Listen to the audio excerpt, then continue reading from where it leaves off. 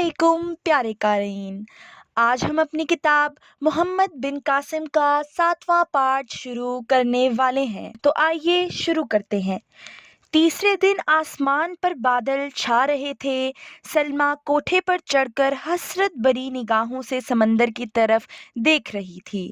ساحل سے دور ابوالحسن کا جہاز موجوں پر رقص کرتا نظر آ رہا تھا۔ ہوا کے چند تیز جھونکے آئے اور بارش ہونے لگی۔ بارش کی تیزی کے ساتھ اس کی نگاہوں کا دائرہ محدود ہوتا گیا، یہاں تک کہ جہاز آنکھوں سے اوجھل ہو گیا۔ ضبط کی کوششوں کے باوجود اس کی آنکھوں سے آنسو چھلک پڑے اور رخساروں پر بہتے ہوئے بارش کے قطروں کے ساتھ مل گئے۔ سلمیٰ دیر تک ہاتھ اٹھا کر یہ دعا دہراتی رہی: میرے مولا، اسے سمندر کی سرکش لہروں سے محفوظ رکھیو۔ باغیچے میں ابوالحسن سے آخری ملاقات کے بعد سلمیٰ کے خیالات اور عادات میں بہت بڑی تبدیلی آ چکی تھی۔ اسے ابوالحسن کی بے اعتنائی کا بے حد ملال تھا، تاہم اسے انسانیت کا بلند ترین معیار تصور کرتے ہوئے وہ اس بات پر ایمان لا چکی تھی کہ اس کی جو عادت ابوالحسن کو ناپسند ہے یقیناً بری ہوگی۔ چنانچہ اس نے دوبارہ کسی کے سامنے بے حجاب ہونے کی جرأت نہ کی۔ جب ابوالحسن اور اس کے ساتھی بندرگاہ کی طرف روانہ ہوئے تو اس نے اپنے دل سے یہ سوال کیا: کیا اس کے دل میں میرے لیے کوئی جگہ ہو سکتی ہے؟ ابوالحسن کی باتیں یاد آتیں تو اس کے دل میں کبھی یاس کی تاریکیاں مسلط ہو جاتیں اور کبھی امید کے چراغ چمک اٹھتے۔ عبداللہ کی آواز سن کر وہ نیچے اتری۔ بوڑھے باپ نے سوال کیا: سلمیٰ، تم بارش میں اوپر کیا کر رہی تھی؟ کچھ نہیں ابا جی، میں سلمیٰ کوئی بہانہ کرنا چاہتی تھی، لیکن اسے ابوالحسن کی نصیحت یاد آ گئی اور وہ بولی: میں ان کا جہاز دیکھ رہی تھی۔ عبداللہ نے کہا: وہ تو دیر ہوئی جا چکے، جاؤ تم کپڑے بدل آؤ، طلحہ ابھی آ جائے گا، ہم اس سے قرآن مجید پڑھیں گے۔ سلمیٰ نے پوچھا: آپ انہیں کہاں چھوڑ آئے؟ وہ راستے میں زید کے گھر ٹھہر گیا تھا، ابھی آ جائے گا۔ چند دنوں میں طلحہ کی تعلیم کا نتیجہ یہ ہوا کہ سلمیٰ اپنی ہر بات میں ابوالحسن کی خوشی کو مقدم سمجھنے کی بجائے خدا کی رضا کو مقدم سمجھنے لگی۔ تاہم ہر نماز کے بعد اس کی سب سے پہلی دعا ابوالحسن کے لیے ہی ہوتی تھی۔ 6 مہینے گزر گئے، ابوالحسن کی کوئی خبر نہ آئی۔ سلمیٰ کی اداسی بے چینی میں تبدیل ہونے لگی۔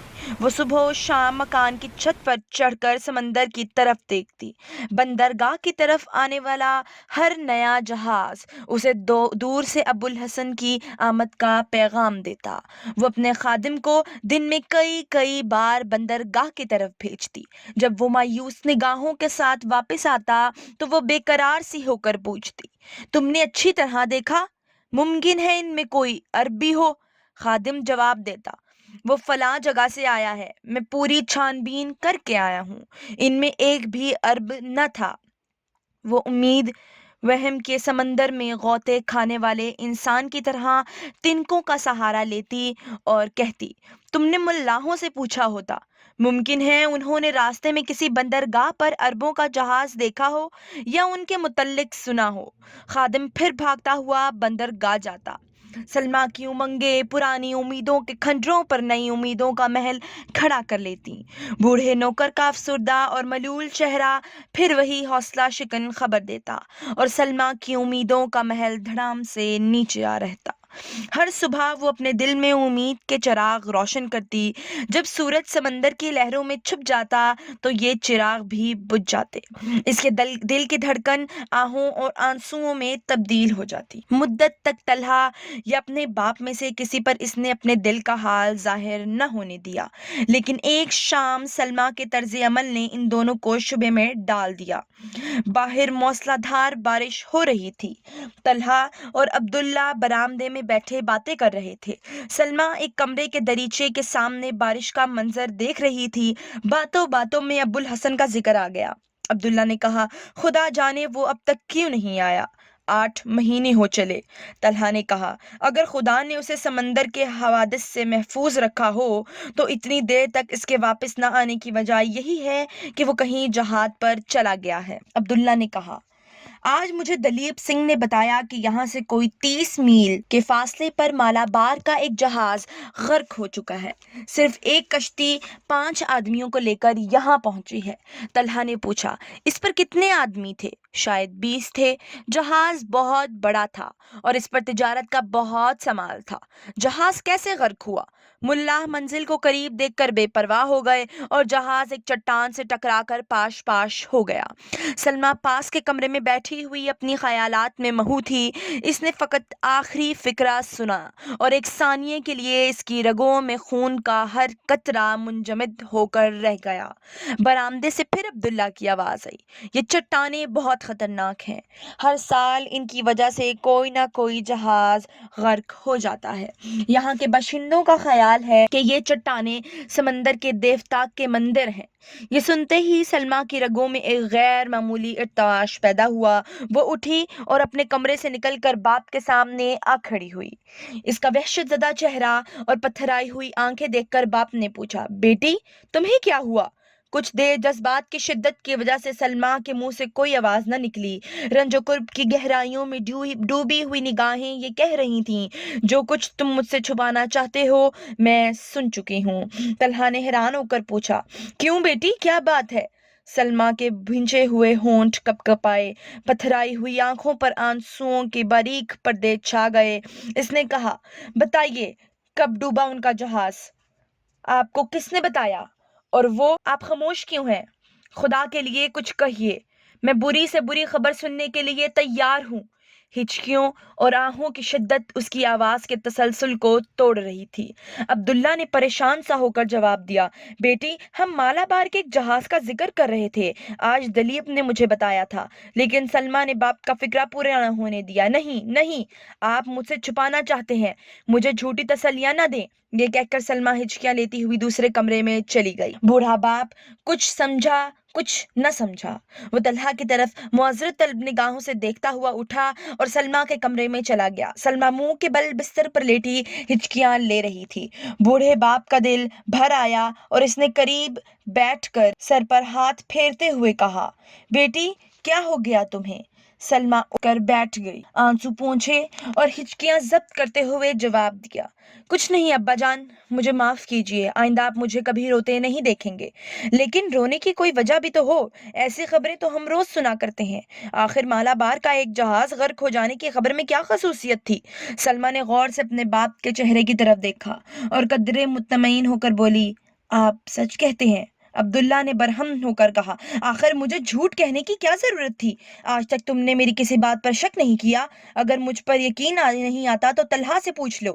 سلمیٰ نے ندامت سے سر جھکا لیا اور کہا، ابا جان میں معذرت چاہتی ہوں، میں سمجھی تھی کہ شاید آپ عربوں کے جہاز کا ذکر کر رہے تھے۔ بیٹی کیا تم یہ سمجھتی ہو کہ خدا نخواستہ اگر میں ان کے جہاز کے متعلق ایسی خبر سنتا تو مجھے تم سے کم صدمہ ہوتا؟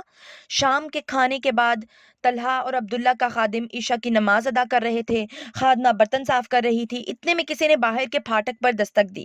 سلمیٰ نے خادمہ سے کہا، شاید زید اور قیس آئے ہیں، تم نے باہر کا دروازہ بند تو نہیں کر دیا تھا؟ خادمہ نے جواب دیا، ایسی بارش میں کون آ سکتا ہے، میں ابھی کواڑ بند کر کے آئی ہوں، اگر انہیں آنا ہوتا تو مغرب کی نماز کے لیے نہ آتے، اور ہاں زید تو بیمار ہے، قیس بیچارہ بوڑھا، اس نے گھر ہی نماز پڑھ لی ہوگی، لیکن پھر بھی کوئی دروازہ کھٹکھٹا رہا ہے، یہ آپ کا وہم ہے، دروازہ ہوا سے ہل رہا ہے، نہیں کسی کی آواز بھی سن رہی ہوں شاید، میں جاتی ہوں۔ سلمیٰ کا دل دھڑک رہا تھا، تاریکی میں ایک قدم آگے دیکھنا محال تھا۔ وہ بجلی کی چمک میں درختوں سے بچتی ہوئی پھاٹک تک پہنچی۔ پھاٹک کے باہر کوئی آہٹ نہ پا کر اس کا دل بیٹھ گیا۔ وہ مایوس ہو کر واپس ہونے کو تھی کہ کسی نے دروازے کو زور سے دھکا دیتے ہوئے آواز دی، کوئی ہے؟ ایک آن کے لیے سلمیٰ کے پاؤں زمین میں پیوست ہو کر رہ گئے، پھر وہ لپک کر آگے بڑھی اور دروازہ کھول دیا۔ سلمیٰ کے سامنے ایک بلند قامت انسان کھڑا تھا۔ دروازہ کھلتے ہی اس نے سوال کیا، کیا یہ عبداللہ کا گھر ہے؟ بیشتر اس کے کہ سلمیٰ کوئی جواب دے دی، بجلی چمکی اور ابو الحسن سلمیٰ کو پہچان کر اندر داخل ہوا۔ ابو الحسن نے کہا، اوہو تم، مجھے افسوس ہے کہ اس وقت میری وجہ سے تمہیں بارش میں بھیگنا پڑا۔ سلمیٰ نے اپنے دل میں کہا، کاش تم یہ جان سکتے کہ اس بارش کی بوندیں کس قدر خوشگوار ہیں۔ اور پھر ابو الحسن سے مخاطب ہو کر بولی، چلیے۔ برآمدے میں طلحہ اور عبدالحسن کی آواز سن کر اس کے استقبال کے لیے کھڑے تھے۔ عبداللہ نے آواز دی، کون؟ ابو الحسن؟ ابو الحسن نے برآمدے کی سیڑھی پر قدم رکھتے ہوئے کہا، جی ہاں میں ہی ہوں۔ مجھے افسوس ہے کہ میں نے خواہ اس وقت آپ کو تکلیف دی۔ طلحہ نے پوچھا، کہیے خیریت تو ہے نا؟ آپ کے ساتھی کہاں ہیں؟ ہاں خیریت ہے، میں ان سب کو جہاز پر چھوڑ آیا ہوں۔ مجھے معلوم نہ تھا کہ یہاں تک پہنچنے کے لیے مجھے اتنے مراحل سے گزرنا پڑے گا۔ راستے میں ایک دفعہ پھسلا، 2 مرتبہ ندی میں گرا، 5 مکانات کو آپ کا مکان سمجھ کر آوازیں دی، ایک گھن کے چند فرض شناس کتوں نے میرا استقبال کیا۔ عبداللہ نے سلمیٰ کو آواز دی۔ سلمیٰ ابھی بے خودی کے عالم میں برآمدے میں ہی کھڑی تھی۔ آج بھی بارش کے قطرے اس رخساروں کے آنسو دھو رہے تھے، لیکن یہ خوشی کے آنسو تھے۔ باپ کی آواز سن کر وہ چونکی اور بھاگتی ہوئی برآمدے میں داخل ہوئی۔ کیا ہے ابا جان؟ بیٹی جاؤ، ان کے لیے کھانا اور کپڑوں کا جوڑا لے آؤ اور باقی مہمانوں کے لیے بھی کھانا تیار کرواؤ۔ میں انہیں بلانے کے لیے جاتا ہوں۔ ابو الحسن نے کہا، کھانا ہم سب کھا چکے ہیں، آپ تکلیف نہ کریں۔ کپڑے بدلنے کے بعد ابو الحسن عبداللہ اور طلحہ سے دیر تک باتیں کرتا رہا۔ اس نے دیر سے واپس آنے کی یہ وجہ بیان کی کہ بصرہ سے اسے افریقہ ایک مہم میں شریک ہونے کے لیے بھیج دیا گیا تھا۔ 7ویں دن عبداللہ کی رضامندی نے سلمیٰ اور ابو الحسن کو رشتہ ازدواج میں منسلک کر دیا۔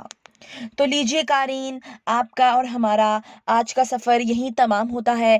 کہانی کے ساتھ جڑے رہنے کے لیے ہمارے چینل کو لائک کیجیے، سبسکرائب کیجیے اور شیئر کرنا مت بھولیے۔